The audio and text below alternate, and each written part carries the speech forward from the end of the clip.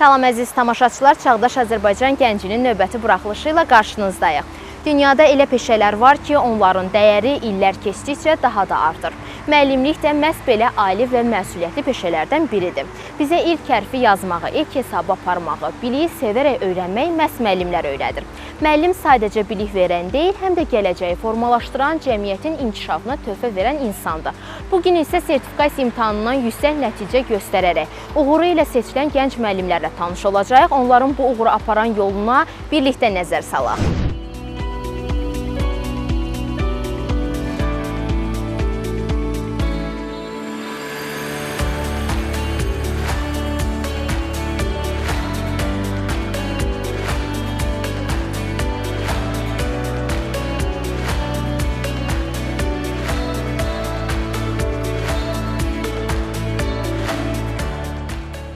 Mən Həsənova Ülviyə. İbtidai təhsili mən özüm Rusiya Federasiyasının Novosibirsk şəhərində almışam. Sonra bura qayıtdım Naxçıvana.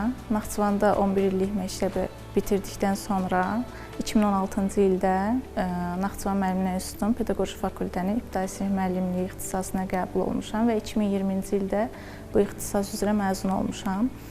2 il aradan sonra müəllimlərin işə qəbulu üzrə hazırlaşıb, Naxçıvan şəhər 3 nömrəli tam orta məktəbə vakant yerə imtahan verdim və həmin ildə elə qəbul oldum. 4 ildir bu üzrə ibtidai sinif üzrə işləyirəm, müəllim olaraq orada. Uşaqdan Rusiyada böyüdüyüm üçün və o dili uşaqlıqdan bildiyim üçün bu dilə marağım daha çox idi. Onun üçün mən 3 nömrəli tam orta məktəbi seçdim. 4 ildir burada işləyirəm və həqiqətən sevərək işimi tədris edirəm. Mən Abdullayev David 2023-cü ildən Zəhri Qəsəbə 2 nömrəli tam orta məktəbin tarix müəllimi kimi fəaliyyət göstərirəm. 4 ildir ki, həmin məktəbdə də tarix müəllimi vəzifəsində işləyirəm. Tarix fənninə olan diqqətim hələ məktəb vaxtlarında oxuyan vaxtlardan başlamışdı. Orada məktəb müəllimimizin sevgisi və qayğısı nəticəsində mənim də bu fənnə olan marağım daha çox artmışdı. Elə daha sonra da abituriyent olarkən də bu sahəsi üzrə inkişaf elətdirdim tarix biliklərimi. Daha sonra Naxçıvan Dövlət Universitetinin Tarix Müəllimliyi fakültəsinə qəbul oldum və məzun olub bitirdikdən sonra müəllimlərin işə qəbulu imtahanında iştirak etdim və müəllim olmağa haqq qazandım. 2022-ci ildə müəllimlərin işə qəbulu imtahanında ən yüksək nəticələri göstərmişəm. 4 dəfə imtahanda iştirak eləmişəm və ixtisasım üzrə tam nəticə göstərmişəm və respublikadan çox balı mən toplamışam. Mən Rəhimova Gözəl Oqtay qızı Muğanlı kənd tam orta məktəbində tarix müəllimi olaraq çalışıram. Elə işə də 2019-cu ildə müəllimlərin işə qəbul imtahanından Naxçıvan üzrə 2-ci yerə çıxaraq daxil olmuşam. 7 illikdir ki, müəllimlik fəaliyyəti ilə məşğul oluram.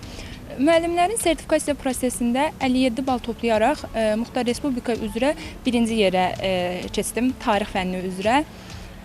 İlk balımı görəndə çox böyük bir sevinç və eyni zamanda qürur hissi keçirdim. Çünki həqiqətən də illərin əziyyətinin bəhrəsini o imtahanda almışdım. Sertifikasiya imtahanına hazırlıq prosesi həqiqətən də həm çox yorucu, eyni zamanda mənim üçün çox maraqlı bir proses idi. Yorucu olmasının səbəbi o idi ki, iş, hazırlıqlar və imtahana hazırlığın stresi həqiqətən çox yorucu olmuşdu. Maraqlı idi, çünki bu prosesdə mən onlarla yeni insan tanıdım, bilgilərimi yenilədim, daha dərinə getdim və sizə deyim ki, mən 10 minə yaxın test işləyərək bu imtahanı vermişəm və uğurumun da ən böyük səbəblərindən birinə bunlar göstərir. Mən Əlirzayev Sahib İbrahimoğlu, Sədərək rayon 1 nömrəli tam orta məktəbində fizik tərbiyə müəllimi kimi 6 ildir pedaqoji fəaliyyət göstərirəm. Bu nəticəni əldə etdiyimdə mən monitor arxasında əyləşmişdim və özümə o qədər də güvənirdim, sözün açığı, o nəticəni göstərəcəm. Və mən orada 54 balı görəndə çox sevindim. Əlbəttə ki, bir müəllim üçün, bir şəxs üçün öz uğuru öz üçün sevindirici haldır.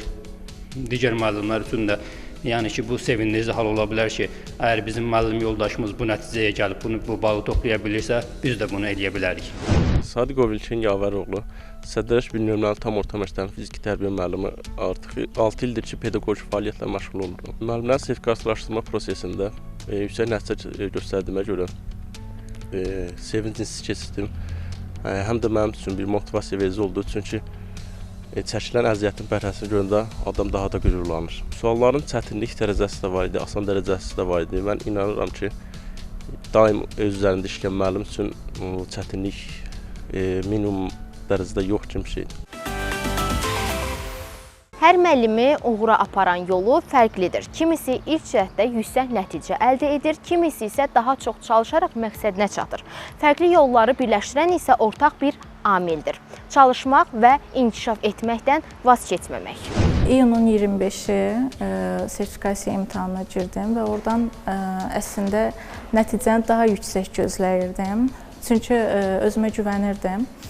Amma bu imtahana o qədər də hazırlaşmamışdım. 4 illik fəaliyyət mənim üçün onsuz da bir təcrübə idi.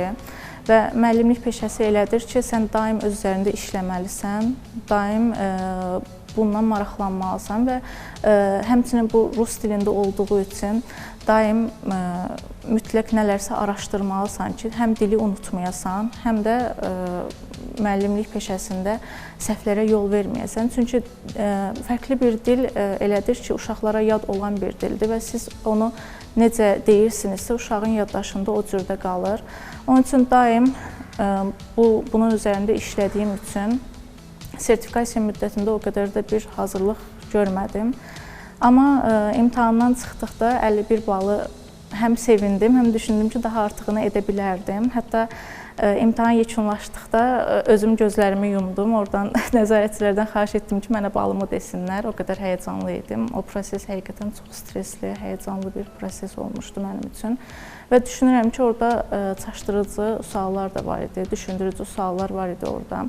Yəni, hər müəllimə şamil etmək olmazdı. Çünki orada bəzi müəllimlər var idi ki, uğursuz nəticələr göstərmişdi. Çünki həyəcanı hər kəs eyni cür idarə edə bilmir. Bunun üçün heç bir müəllimi qınamaq da olmaz ki, niyə yaxşı olmayan nəticələr göstərdilər.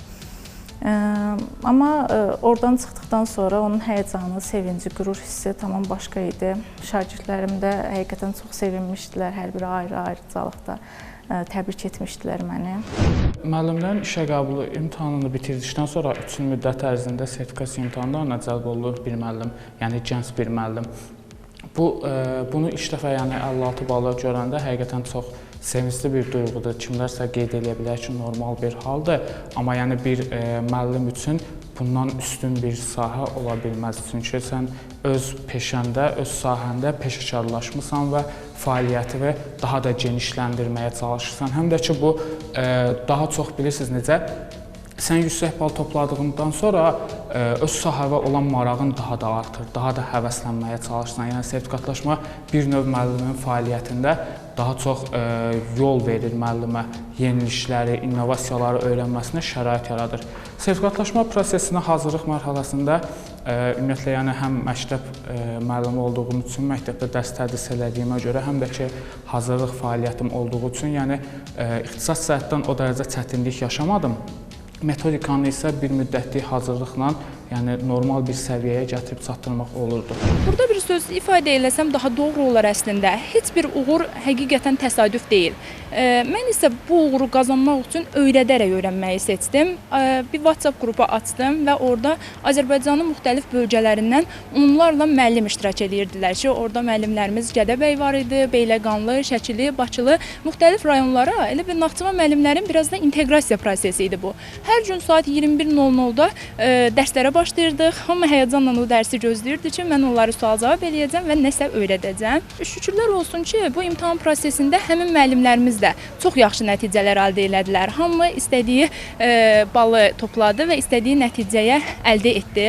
Bu müəllimə xüsusiyyətləri desək, məncə müəllimdə 3 xüsusiyyət çox önəmlidir. Müəllim ədalətli olmağı bacarmalıdır. Müəllim hər zaman dinləməyi bacarmalıdır. Bir də müəllim hər zaman şəxsi olaraq, xarakter olaraq şagirdlərinə örnək olmalıdır. Mən hər sinifə girəndə ilk özümə o sualı verirəm ki, mən bu günləri şagirdlərimə nə öyrətdim və bu gün mən şagirdlərimdən nə öyrəndim. Və bu prinsiplə gedəndə əslində daha yaxşı müəllim olmağı, daha vicdanlı müəllim olmağı da elə insan bundan bacarır.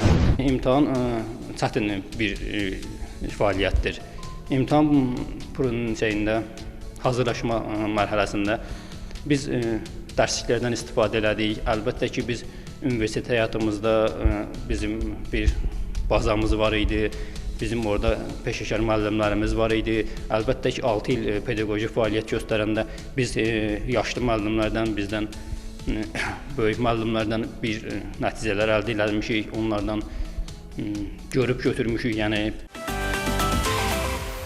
Yüksək nəticə təsadüfən əldə olunmur. Bunun arxasında aylarla davam edən hazırlıq, məsuliyyət hissi və öz üzərində fasiləsiz çalışma dayanır. Sertifikasiya imtahanında uğur qazanan gənc müəllimlər də bu nəticəni yalnız bir imtahan göstəricisi kimi deyil, peşələrinə olan münasibətlərinin göstəricisi kimi qiymətləndirirlər. Müəllimlik fəaliyyətim dövründə əldə etdiyim uğurlar əslində yenə dediyim kimi, başda vurğuladığım kimi, həmin məktəbdə sırf rus dilini bilən uşaqlar olduğu kimi, rus dilini bilməyən uşaqlar da var və bunu sıfırdan öyrənən uşaqlar da olduğu üçün siz o uşaqlara hər hansı bir, hətta söz olsun, cümlə olsun, nağıl olsun, şeir olsun öyrətdikdə və onlar sizə bunu tam səlis şəkildə qarşılığını verdikdə, bu bir müəllim üçün həqiqətən çox böyük uğurdur. Çünki onlara yad olan bir dildir bu.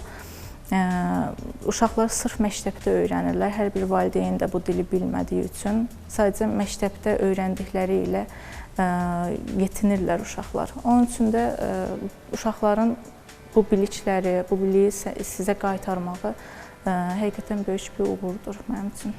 Hər bir müəllim məncə öz ixtisası üzrə peşəkar olmalıdır ki, sinif otağında da o şagirdə bu dərsini tam tədris eləyə bilsin. Yəni yüksək nəticə gözləmək bizim haqqımız idi, çünki müəllimlərin işə qəbul imtahanında da yüksək nəticə göstərib qəbul olmuşdum.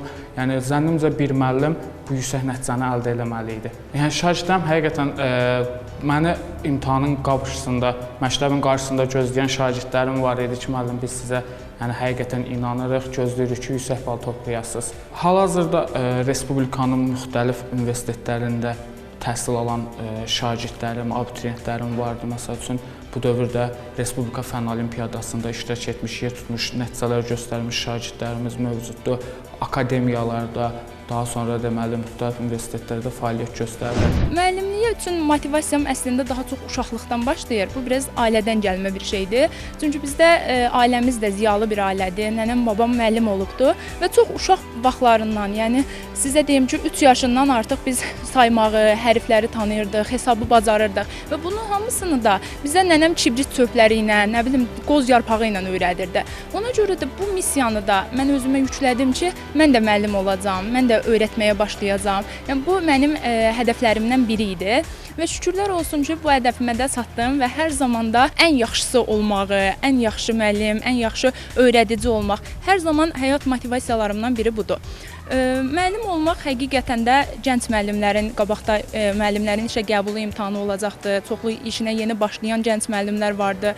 Onlara tövsiyələr eləyə bilərəm ki, bu iş təməli sevgiyə dayanır. Həqiqətən də yəni böyük bir sevgi olmalıdır işinə qarşı, böyük bir səbir olmalıdır və sən sadəcə kitab əzbərləməklə, sadəcə öz ixtisasını bilməklə müəllim ola bilmərsən. Bunun yanında başqa bacarıqların da olmalıdır. Sən o sinifə girəndə artıq şagird səni qiymətləndirə bilir ki, sən necə müəllimsən. Bunun da təməli insanın özünü inkişaf elətdirməsindən qaynaqlanır. Biz fizik tərbiyə müəllimi olaraq biz şagirdlərimizi pis fərdi işlərdən çəkindirmək, səmərəli vaxtlarını asudə keçirmək üçün tədbirlər görürük, şagirdlərlə fərdi yanaşırıq. Əlbəttə ki, bizim şagirdlərimiz üçün fəxr edəcəyimiz bir şey Azərbaycan bayrağını digər ölkələrdə, xarici ölkələrdə birinci yeri tutaraq idman yarışlarında qaldırmaqları bizim üçün bir fəxrdir. Müəllimlik peşəsinə marağım ilk orta məktəbdən yarandı. Müəllimlərimi görərək, müəllimlərimin davranışını görərək, onların cəmiyyətin bir üzvündən seçilməyinə görərək, cəmiyyətdə davranışlarına, mədəni həyatlarına görərək onlara üstünlük verib, mən də o həvəsindən yanaşmışam müəllimlik fəaliyyətinə.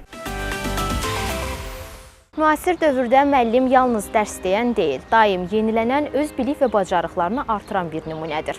Sertifikasiya imtahanında qazandıqları yüksək nəticə də bu inkişafın və peşəyə olan məsuliyyətin bariz göstəricilərindən biridir. Onların uğuru həm həmkarlarına, həm də gələcəyin müəllimlərinə motivasiya verir. Valideynlər düzü indiki dövrdə əsasən ona fikir verirlər ki, müəllim uşaqla necə danışır, necə rəftar edir, mehribandırmı, səmimidirmi, yoxsa daim qərəzlidirmi? Bunlara valideyn çox fikir verir və sən əgər müəllim olaraq işləyirsənsə, uşaqları sevməlisən. Yəni başqa yolu yoxdur. Sevmirsənsə, bu peşə sənə zülm gələr də. Çünki daim uşaqların əhatəsindəsən və o demək deyil, hamısı elə oturur, sakitcə dərsə qulaq asır. Elə deyil də. Yəni uşaq sevməlidir. Bu fənni sevmirsə, müəllimi də hətta sevmirsə, heç qulaq asmır dərsə, heç dinləmək istəmir. Hətta dinlərsə belə məcburiyyətdən bir yerdə anlamır, qavramır. Bir də mən düşünürəm ki, müəllim daim səbirli olmalıdır və uşağı o sevgini, o sərhəddi o qədər də çox qoymamalıdır ki, uşaq sual verdikdə çəkinsin, qorxsun. Bəzən olur ki, uşaq sualı 2 dəfə, 3 dəfə, 5 dəfə verir. Yəni uşaq da anlamır, verir. Əslində bu bizim üçün sevindirici haldır ki, uşaq öyrənməyə çalışır. Amma uşağa sərt cavab verdikdə bu uşaq ondan sonra heç o sualı da vermir və onun yoldaşları da o sualı verməyə qorxurlar. Amma bir dəfə sual verdikdə və yaxşı cavab aldıqda digərləri də qorxmadan, çəkinmədən müəllimə necə deyim, güvənərək yanaşırlar. Məktəb vaxtından, yəni şagird olarkən yoldaşlarıma da nəyisə öyrətmək mənim daha çox xoşuma gəlirdi ki, yəni mən özüm bilirdim, bunu yoldaşıma da öyrətməyə çalışırdım ki, o da öyrənsin nəsə, qabağa, irəliyə getməyə çalışsın. Yəni dediyim kimi tarix fənninə olan marağım məktəbdə bizə dərsi tədris edən müəllimlə daha çox bağlı idi ki, mənə tarixi o sevdirtmişdi. Mən də o sahə üzrə irəliləyirdim. Universitetə qəbul olmaq yolunda mənə daha çox dəstək olmuş müəllimlərim var idi. Məsəl üçün Tahirə müəllimə, Nadirə müəllimə, yəni buradan da onlara daha çox salam göndərməyə çalışıram ki, onlar yəni mənim fəaliyyətimdə həqiqətən də böyük bir rol oynayıblar. Təkcə yəni məni akademik biliyə çatdırmayıblar, motivasiya verilməsində olsun və yaxud da ki, problemlərimizin həll olunmasında həmişə bizə dəstək olublar. Bir gün, yəni bu imtahan prosesindən sonra şagirdlərimdən dəfələrlə aldığım mesajlar vardı ki, o mesajlarda indiyə qədər mən onların bir qürur duyurdumsa, indiyə qədər mən onların imtahan nəticələri ilə fəxr edirdimsə, indi onlar məni gördükcə deyirlər ki, müəllimə, biz sizinlə qürur duyuruq, yaxşı ki, siz bizim müəlliməmizsiniz. Və yaxud da illər sonra bir mesaj alıram, uşaqlarım mənə deyirlər ki, müəllimə, sizin dərsinizi sevdiyimiz üçün, biz tarixi sevdiyimiz üçün biz tarix ixtisasını seçmişik. Həqiqətən bu çox önəmli bir şeydir və mən bu günləri bunu yarada bilirəmsə, həqiqətən özümlə yəni çox qürur duyuram. Müəllim olmaq, cəmiyyətin bir üzvü olmaq, cəmiyyətə nümunə olmaq, şagirdlərə, valideynlərə, bunlara etimad göstərmək, yəni bir işçinin məsuliyyətdir. Məsuliyyət tələb edir müəllim olmaq üçün. Nümunəvi olmaq lazımdır, müəllim nümunəvi olmalıdır cəmiyyətin üzvlərinə. Əlbəttə ki, bir şagirdin formalaşması üçün birinci hər bir şagirdin ailəsindən və müəllimindən asılıdır. İlk növbədə yəni o ailədən gəlir, ikinci növbədə də müəllimin özü bir valideyn deməkdir. Məktəbdə müəllim ona bir valideyn kimi tövsiyələr verir, düzgün yola çəkir, pis vərdişlərdən onları uzaq eləyir. İlk növbədə də o fizik tərbiyə müəlliminin bizim üstümüzə çox düşür ki, şagirdləri asudə vaxtlarında nizamlayaq, onların üstündə qayğı göstərək, onlara yol göstərək, onlara tövsiyələr verək, bir müəllim kimi, bir valideyn kimi. Şagirdlərə fərdi yanaşmaq lazımdır hər birinə, hər birinin istəyini nəzərə almaq lazımdır, onlara şəxsiyyət yönümlü kimi yanaşmaq lazımdır, bir fərd kimi yanaşmaq lazımdır onlara. Çünki onlar da bir gələcəyin şəxsiyyətidir, bir fərdidir. Şagirdlərimizin ali məktəblərə qəbul olması, idman sahələri üzrə yer tutmaları, ali məktəblərə qəbul olması bizim üçün çox böyük nailiyyətdir. Müəllimlik peşəsinə orta məktəbdə olarkən maraq yarandı. Dərs deyən müəllimlərimizin üstündə əməyi çox oldu, bizə bir yön verdi. Və bu gün nə xoşdur ki, bir yerdə həmkar kimi fəaliyyət göstəririk. Müəllimlik ağır peşədir. Mən deyirəm ki, Çünki biz burada dərs deməklə kifayətlənmirik, çünki biz gələcəyə şəxsiyyətlə yetişdiririk. Bunu deyim ki, ilk öncə təbrik edirəm. Yəni sertifikasiyada sırf yüksək bal toplayanları yox, oradan keçən bütün müəllimləri təbrik edirəm. Çünki həqiqətən o həyəcanı yenə dediyim kimi yaşayan bilər. Çox həyəcanlı bir proses idi. Tövsiyəm də odur ki, yenə dediyim kimi səbir, sevgi, istəklə yanaşmaq lazımdır və sinifə daxil olduqda başqa problemləri düşünmədən, yəni hər şeyi kənarda qoyaraq o sinifə daxil olub, uşağa o cür yanaşmağı tövsiyə edirəm səbirlə və uşağın, necə deyim, axı, sənə çəkinmədən yaxınlaşmağı, qucaqlamağı, hətta öpməyi bu müəllimi qorxutmamalıdır ki, ay, uşaq nə bilim, axı, üz görür də, belə deyim. Yox, indiki uşaqlar sevgi ilə oxuyur, sevgi ilə öyrənməyə daha meyillidirlər. Ona görə əsasən sevgi və səbir tövsiyə edirəm. Buradan gənc müəllimlərə, yəni sözüm bundan ibarətdir ki, hər daim öz sahələri üzrə peşəkarlaşmağa çalışsınlar, dövrün innovasiyalarını, yeni işlərini öyrənməyə çalışsınlar. Müəllim olmaq istəyənlərə də yəni bir sözüm budur ki, əgər müəllimlik yəni bir peşə deyil də, bu seviləcək bir şeydir ki, sən bunu sevirsən və fəaliyyətində irəliyə addım atırsan. Buradan həmkarlarıma və tamaşaçılara uzun ömür, can sağlığı arzulayıram. Həmkarlarıma da hər daim yeni nailiyyətlər arzulayıram. Yaxşı müəllim, hörmətli müəllim gələcəyin qurucusudur. Biz müəllim olaraq bir dərsə girib sadəcə 45 dəqiqə o uşağa zaman ayırmırıq. Biz o sinifə girəndə bir insanın 45 illik həyatına toxunuruq. Əgər o uşaqlara biz, o şagirdlərə, öyrətdiyimiz insanlara motivasiya versək, onları yaxşıya doğru yönəltsək, hər zaman yaxşı nəticələr əldə edəcəyik. Amma yox, biz sinifə girib onların motivasiyasını qırsaq, onları düzgün yönəltməsək, onun da nəticələri həm cəmiyyətimiz üçün, həm dövlətimiz üçün, həm də bizim üçün çox çətin nəticələri olacaqdır. Gənc müəllimlərə buradan onu demək istəyirəm ki, heç nə də çətin deyil. İnsanın hər şeyi özündən asılıdır. Bugünkü də marağı olan bir insan qabağına qarşısına bir məqsəd qoysa, ona nail olar. Yəni heç vaxt heç bir şeydən çəkinməyin. Daim öz üzərinizdə çalışın. Bilmədiklərinizi təcrübəli müəllimlərinizdən kömək alın. Mən inanıram ki, daim öz üzərində işləyən müəllim heç bir çətinliyi qalmayacaq. Hər uğurun arxasında böyük zəhmət dayanır. Bugün tanış olduğumuz gənc müəllimlər də göstərirlər ki, peşəyə sevgi, məqsədyönlülük və davamlı inkişaf istənilən hədəfə çatmağa imkan yaradır. Onların əldə etdiyi nailiyyətlər təkcə şəxsi uğur deyil, həm də təhsilin keyfiyyətinə verilən töhfədir. Belə əziz tamaşaçılar, bugünlük bizdən bu qədər. Növbəti buraxılışımızda görüşmək ümidi ilə sağ olun, salamat qalın.